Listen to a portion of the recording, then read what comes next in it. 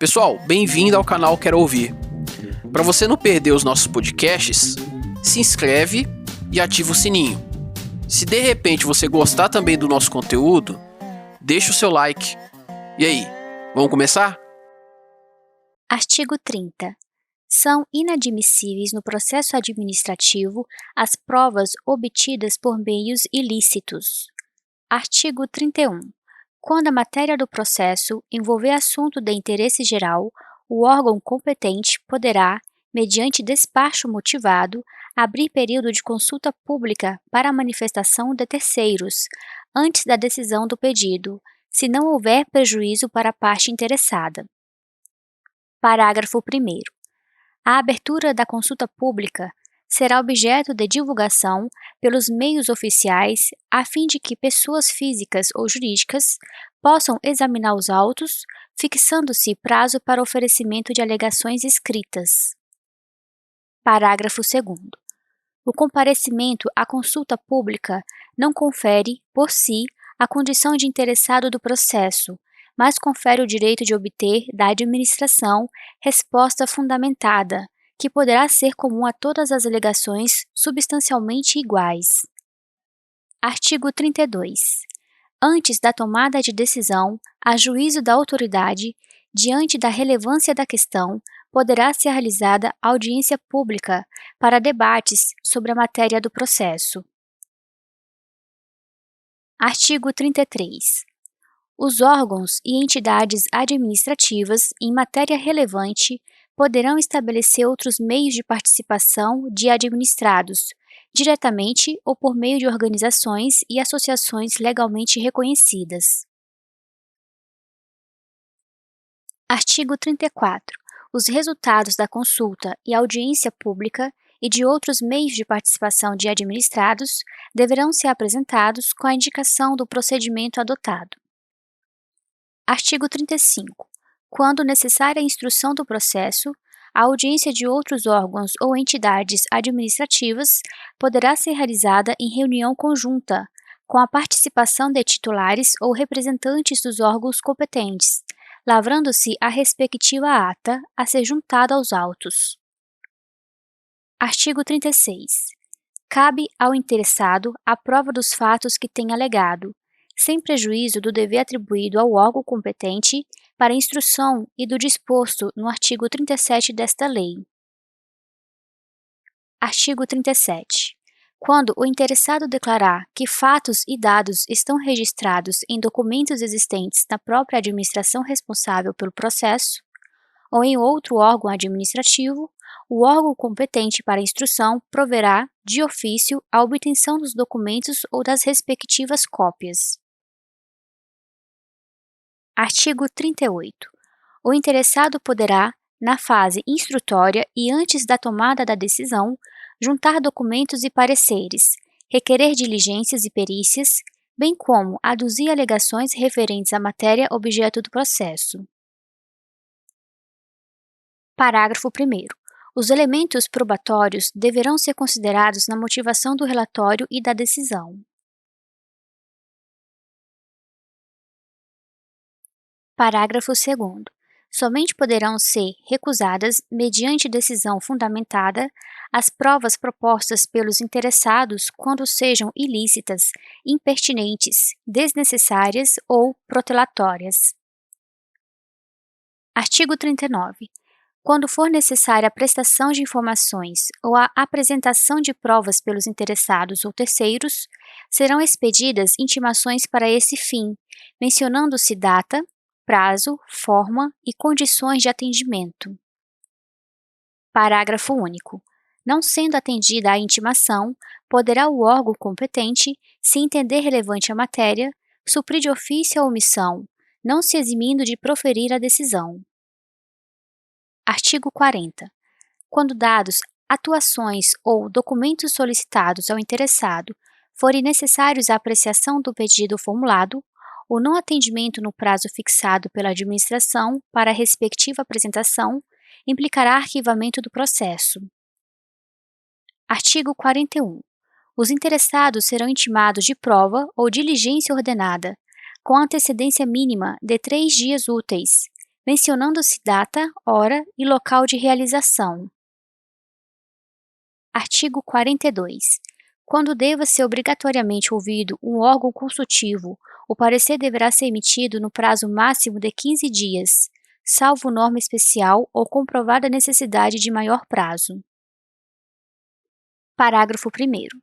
Se um parecer obrigatório e vinculante deixar de ser emitido no prazo fixado, o processo não terá seguimento até a respectiva apresentação, responsabilizando-se quem der causa ao atraso. Essa é uma produção exclusiva do canal Quero Ouvir. Inscreva-se e, se gostou, deixa o like. Parágrafo 2º. Se um parecer obrigatório e não vinculante deixar de ser emitido no prazo fixado, o processo poderá ter prosseguimento e ser decidido com a sua dispensa, sem prejuízo da responsabilidade de quem se omitiu no atendimento. Artigo 43. Quando por disposição de ato normativo devam ser previamente obtidos laudos técnicos de órgãos administrativos e estes não cumprir o encargo no prazo assinalado, o órgão responsável pela instrução deverá solicitar laudo técnico de outro órgão dotado de qualificação e capacidade técnica equivalentes. Artigo 44. Encerrada a instrução, o interessado terá o direito de manifestar-se no prazo máximo de 10 dias, salvo se outro prazo for legalmente fixado. Artigo 45. Em caso de risco iminente, a administração pública poderá motivadamente adotar providências acauteladoras sem a prévia manifestação do interessado. Artigo 46. Os interessados têm direito à vista do processo e a obter certidões ou cópias reprográficas dos dados e documentos que o integram, ressalvados os dados e documentos de terceiros protegidos por sigilo ou pelo direito à privacidade, à honra e à imagem. Artigo 47. O órgão de instrução que não for competente para emitir a decisão final elaborará relatório indicando ao pedido inicial o conteúdo das fases do procedimento e formulará proposta de decisão objetivamente justificada encaminhando o processo à autoridade competente. Capítulo 11 do dever de decidir. Artigo 48. A administração tem o dever de explicitamente emitir decisão nos processos administrativos e sobre solicitações ou reclamações em matéria de sua competência. Artigo 49. Concluída a instrução de processo administrativo, a administração tem o prazo de até 30 dias para decidir, salvo prorrogação por igual período expressamente motivada. Capítulo 12 da motivação. Artigo 50. Atenção, esse trecho agora é muito importante. Os atos administrativos deverão ser motivados com indicação dos fatos e dos fundamentos jurídicos quando: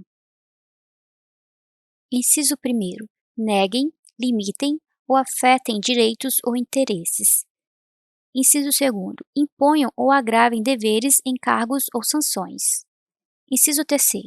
Decidam processos administrativos de concurso ou seleção pública. Inciso 4º. Dispensem ou declarem a inexigibilidade de processo licitatório. Inciso 5º. Decidam recursos administrativos. Inciso 6º. Decorram de reexame de ofício. Inciso 7º. Deixem de aplicar a jurisprudência firmada sobre a questão ou discrepem de pareceres, laudos, propostas e relatórios oficiais. Inciso 8º. Importem anulação, revogação, suspensão ou convalidação de ato administrativo. Parágrafo 1º. A motivação deve ser explícita, clara e congruente, podendo consistir em declaração de concordância com fundamentos de anteriores pareceres, informações, decisões ou propostas que, neste caso, serão parte integrante do ato. Parágrafo 2º. Na solução de vários assuntos da mesma natureza, pode ser utilizado meio mecânico que reproduz os fundamentos das decisões, desde que não prejudique direito ou garantia dos interessados. Parágrafo 3º. A motivação das decisões de órgãos colegiados e comissões ou de decisões orais constará da respectiva ata ou de termo escrito. Capítulo 13. Da desistência e outros casos de extinção do processo. Artigo 51.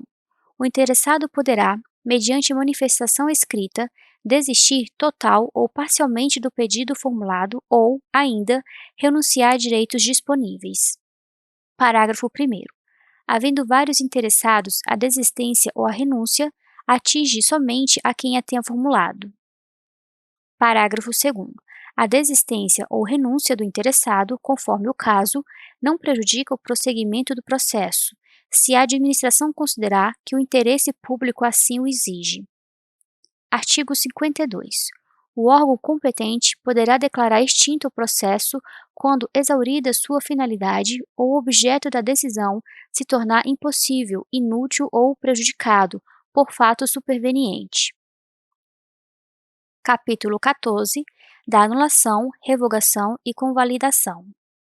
Artigo 53.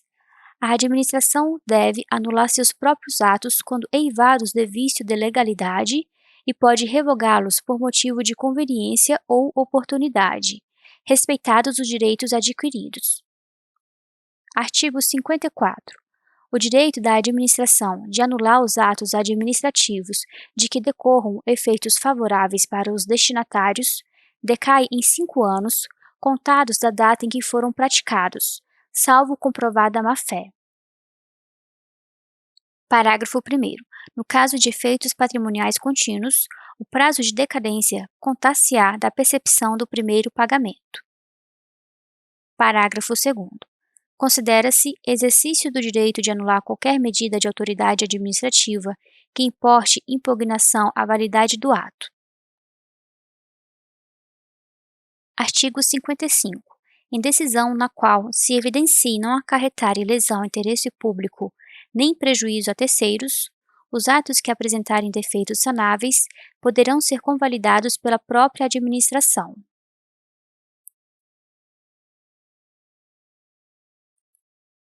Capítulo 15. Do recurso administrativo e da revisão. Artigo 56. Das decisões administrativas cabe recurso em face de razões de legalidade e de mérito. Parágrafo 1º. O recurso será dirigido à autoridade que proferiu a decisão, a qual, se não a reconsiderar no prazo de 5 dias, o encaminhará à autoridade superior. Parágrafo 2º. Salvo exigência legal, a interposição de recurso administrativo independe de caução. Parágrafo 3º. Se o recorrente alegar que a decisão administrativa contraria enunciado da súmula vinculante, caberá à autoridade prolatora da decisão impugnada, se não a reconsiderar, explicitar, antes de encaminhar o recurso à autoridade superior, as razões da aplicabilidade ou inaplicabilidade da súmula conforme o caso. Artigo 57. O recurso administrativo tramitará no máximo por 3 instâncias administrativas, salvo disposição legal diversa. Artigo 58. Tem legitimidade para interpor recurso administrativo. Inciso 1º. Os titulares de direitos e interesses que forem parte no processo. Inciso 2º. Aqueles cujos direitos ou interesses forem indiretamente afetados pela decisão recorrida. Inciso 3º. As organizações e associações representativas no tocante a direitos e interesses coletivos. Inciso 4º. Os cidadãos ou associações quanto a direitos ou interesses difusos. Artigo 59.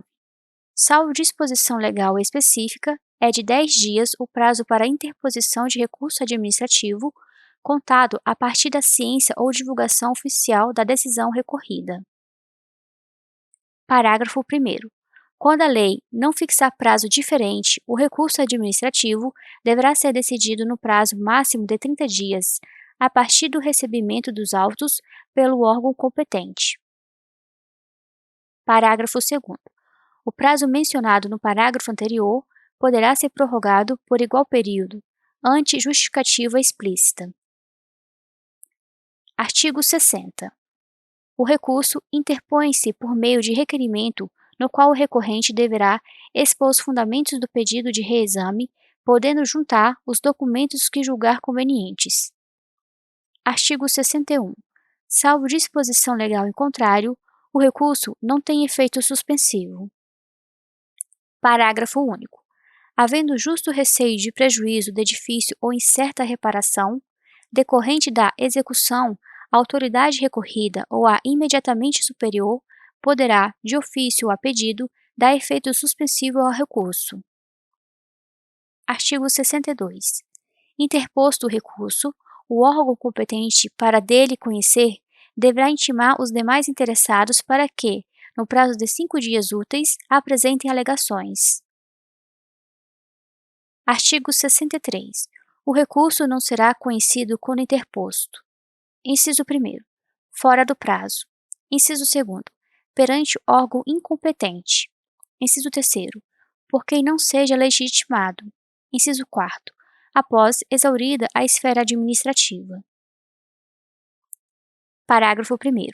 Na hipótese do inciso 2º, será indicada ao recorrente a autoridade competente, sendo-lhe devolvido o prazo para recurso. Atenção, esse trecho agora é muito importante.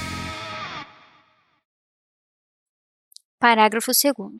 O não conhecimento do recurso não impede a administração de rever de ofício o ato ilegal, desde que não ocorrida preclusão administrativa.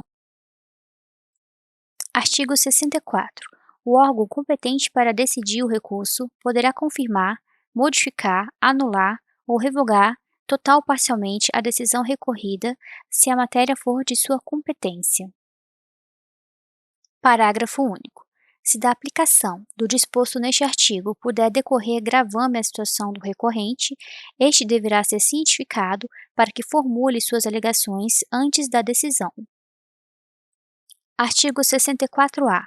Se o recorrente alegar violação de enunciado da súmula vinculante, o órgão competente para decidir o recurso explicitará as razões da aplicabilidade ou inaplicabilidade da súmula, conforme o caso. Artigo 64-B. Acolhida pelo Supremo Tribunal Federal a reclamação fundada em violação de enunciado da súmula vinculante, dar-se-á ciência à autoridade prolatora e ao órgão competente para o julgamento do recurso, que deverão adequar as futuras decisões administrativas em casos semelhantes. Atenção, esse trecho agora é muito importante. Sob pena de responsabilização pessoal nas esferas civil, administrativa e penal. Artigo 65. Os processos administrativos de que resultem sanções poderão ser revistos a qualquer tempo a pedido ou de ofício, quando surgirem fatos novos ou circunstâncias relevantes suscetíveis de justificar a inadequação da sanção aplicada. Parágrafo único. Da revisão do processo não poderá resultar agravamento da sanção. Capítulo 16 dos prazos. Artigo 66. Os prazos começam a ocorrer a partir da data da cientificação oficial, excluindo-se da contagem o dia do começo e incluindo-se o do vencimento. Parágrafo 1º. Considera-se prorrogado o prazo até o primeiro dia útil seguinte, se o vencimento cair em dia em que não houver expediente ou se este for encerrado antes da hora normal. Parágrafo 2º. Os prazos expressos em dias contam-se de modo contínuo. Parágrafo 3º. Os prazos fixados em meses ou anos contam-se de data a data.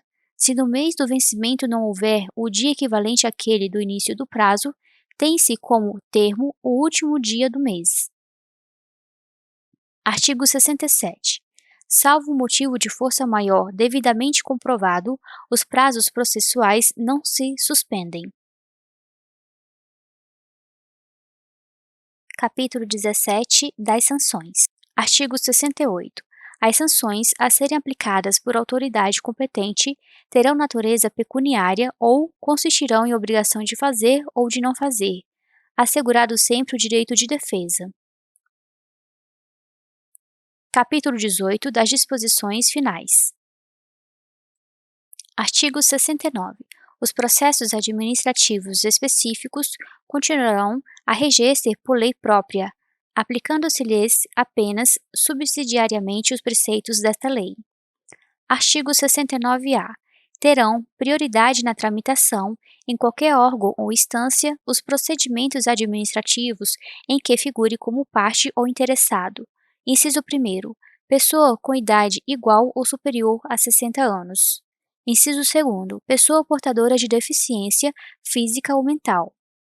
Inciso 4º.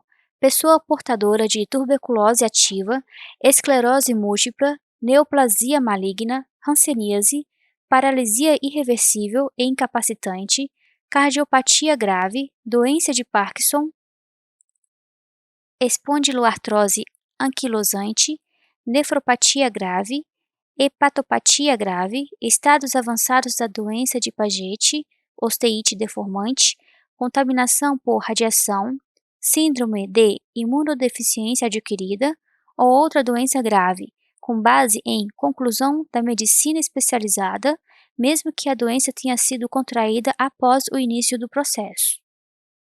Parágrafo 1º. A pessoa interessada na obtenção do benefício, juntando prova de sua condição, deverá requerê-lo à autoridade administrativa competente, que determinará as providências a serem cumpridas. Parágrafo 2º. Deferida a prioridade, os autos receberão identificação própria que evidencie o regime de tramitação prioritária. Pessoal, terminamos mais um podcast. A gente agradece por você ter escolhido o canal Quero Ouvir. Se esse conteúdo foi útil para você, se você gostou, compartilha, isso ajuda muito o nosso projeto. Inscreva-se, ativa as notificações para te avisarmos das próximas postagens, tá bom? Lembre-se também de deixar o like e comenta aí o que você achou.